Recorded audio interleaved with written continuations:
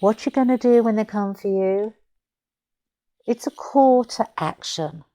It's a reminder to prepare, to reflect, and to rise to the occasion.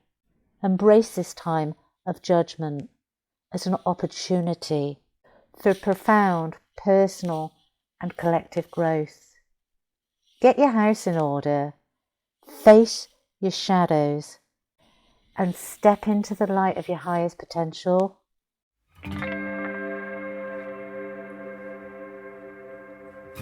Welcome to Spiritual Midwife, the podcast that tenderly guides you through the transformative journey of spiritual awakening and personal development towards the ultimate destination of soul sovereignty.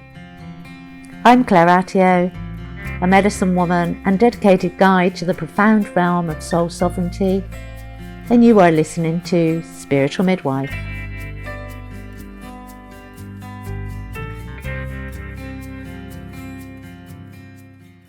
Hello, beautiful souls.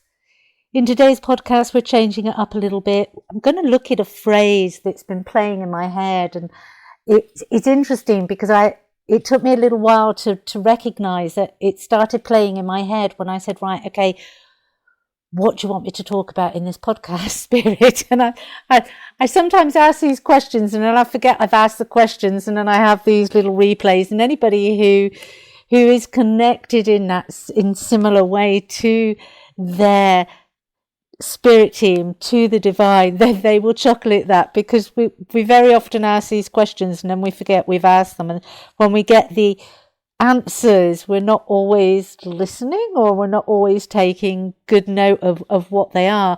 But the phrase that kept playing in my head was, what you're going to do when they come for you. And I want to really take a look at what that phrase means with the current energies that are starting to play out around us.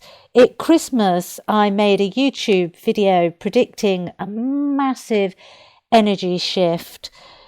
We didn't know exactly when it was going to happen, but I was woken in my sleep with a vision of the Three Horsemen. And even though I didn't know the biblical text at the time, I knew it was something significant. So I looked it up, and I believe I'm right in saying that I applied the psychology rather than the religion of the representation of the Three Horsemen, how that psychology will play out. And it's very prominent now as we're seeing these energies play out. And it's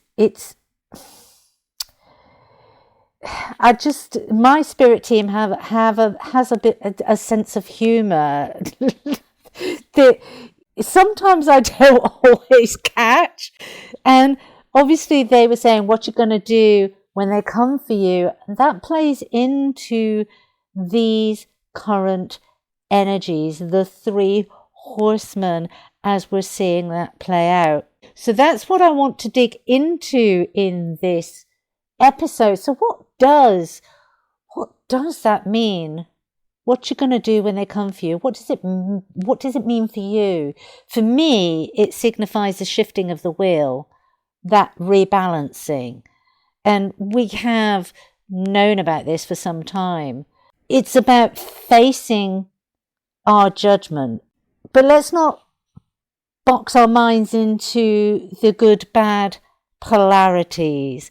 Judgment, in my mind, is a death and a rebirth, a deep reflection of where we have been, where we are at, and where we're going.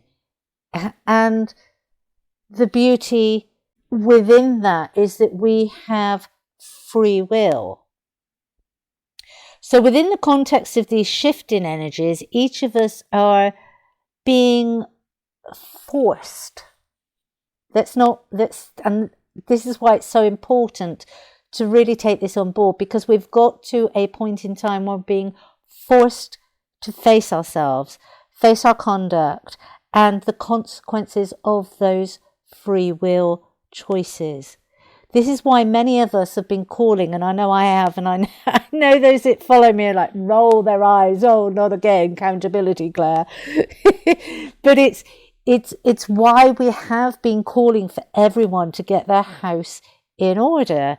It's much easier to tackle aspects of dysfunction little by little rather than waiting for the tower to come crashing down around us. I always think of it like moving house, and you've got the beauty of a long changeover period where you know you're going to be moving, so you can pack up your boxes, you can sort through your belongings, you can decide what you want to take with you, and you can decide what you no longer need in your life. You've not used it in the last 6 months, you're likely not going to use it again. So this, and obviously we're talking on a physical level, a psychological level, a spiritual level. It's that energy of clearing out what we no longer need. And when you're moving house and you do have a beautiful long changeover period, it's easier because you can tackle one room at a time. So tackling one aspect of your psyche or one aspect of life at a time, and then being able to transport it and put it into place in your new place little by little. But if you leave for the tower to arrive, which is where a lot of people are at, unfortunately, just think about it, having to move in one day, and you kind of knew that you were going to move just 2 days previously, and so in a 48-hour span, you've got all the stress, the heartache, and the chaos of having to pack up, find a new place, and move. That's what the tower is. That's why we have been saying within the spiritual community, do the work, take the accountability, look at the different aspects. When the shadow work comes for you, don't run from it, face it. Not only that, but we've really got a white elephant in the room, and it's becoming very, very apparent now that these energies are with us. Those that have been doing the work, they're we all have moments where we're tired. We all have moments when we think, oh, really, have we got to do that again? But we've done a big bulk of it. We have sorted through. It's not like we're faced with a whole household of packing up. We have just got a few drawers or a corner in the room to do. But those that haven't done it, those that have been running from it, those that are so fixed in their ways or so asleep, as many like to say, they are being faced with those energies. And in that facing of the energies, there's a lot of lashing out, there's a lot of blame, pointing fingers, projections going on. And that's what I like to call the white elephant, because there's many divine souls on the path that have been held back by these karmic influences. And when I talk about these karmic influences, it's usually people and circumstances that have been in our lives that have done everything to hold us back because they want us to stay and help them clean their household. They want us to stop and help them pack up because they know they have to move and they don't have anywhere to move to now. And so they've created illusions with lies, with cheating, with stealing, even down to, and I don't like to kind of get into this field, but even down to, black magic. And words are very powerful. Words create and manifest magic. And if they're negative words, then they're going to create black magic. And so there's lots in the spiritual community that have actually been feeling this of late. It's become more and more prevalent. So it's a good way of understanding what's going on. What I want to actually say is these individuals are going to need our love. They are being forced to move house, as it were. They are being forced to do it very quickly. I'm not saying we should welcome them back with open arms. I am not saying that we should welcome them back at all. What I'm saying is hold them in a space of love. If you've been doing the work and you've been walking your North Node and you have been feeling these heavy energies, not so much what's been projected on you, but just the energies that are coming in, those energies of, okay, let's clean up house. You've been feeling them, you can feel them, and they take a lot of energy, they take a lot of time and dedication to give ourselves space to integrate them, to align with them. So imagine what it's like for somebody that's intentionally walked in their South Node, being driven by one or more of the 7 deadly sins. Because that's basically what walking in your South Node is. They are following one of the 7 deadly sins. They have made one of those or more deadly sins their God, rather than connecting with divine. What you're going to do when they come for you, the energies are coming. Many of us have deeply suffered by those projections of the hands of others, and it's been completely unwarranted. It would be all too human to sit back and watch them go through their personal hell with glee. But I want you to be mindful of that. Don't allow the darkness that lives in with all of us, because we all have light and dark attributes. Don't allow that darkness to rejoice in another's pain. That only serves to bring your vibrations down. That only serves to take you off your North Node path. That only serves to undo all the hard work you have been doing.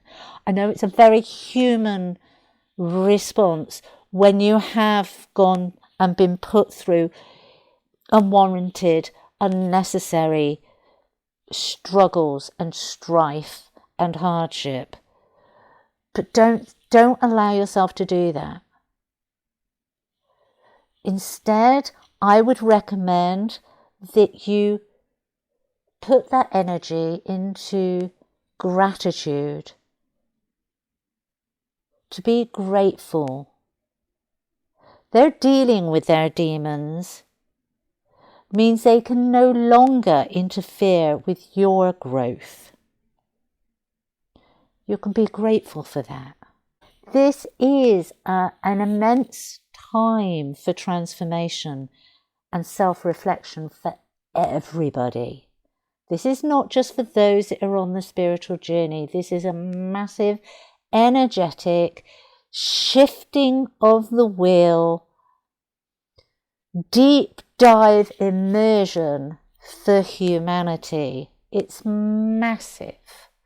And it's creating not just ripples, but tidal waves. And we are starting to see that play out. Those that have been walking your North Node, keep those vibrations high. Don't allow yourselves to go into the darker aspects and look upon those that have done you ill with glee. Hold them with love, but hold them afar. You don't have to invite them back into your life. I'm not saying that at all. They do not have to be part of your life. You are now on different time cycles. To pull them back onto your, to actually take them in, the likelihood is, and we all have to use our own discernment with that, but the likelihood is, if they have been in such a negative space and you've been walking your North Node, there is no way they can catch up in that short period of time. You're on different time cycles. You can still hold them in love, but they have to climb themselves up and out. You can't pull them up, because in pulling them up, they'll pull you down. It's about that letting go, releasing, surrendering, trusting in the divine. There's a bigger plan at play. If you've done the work, if you've done the time, if you heard the call and you took the action, don't allow those that didn't to keep a grip on your ankle as you're climbing up. Hold them with love. Wish them well. What they do with that is up to them. If we look and dive deeper into these energy shifts, what do they mean for us as a collective? What do they mean for us personally? The vision of the Three Horsemen for me symbolizes a profound transformation.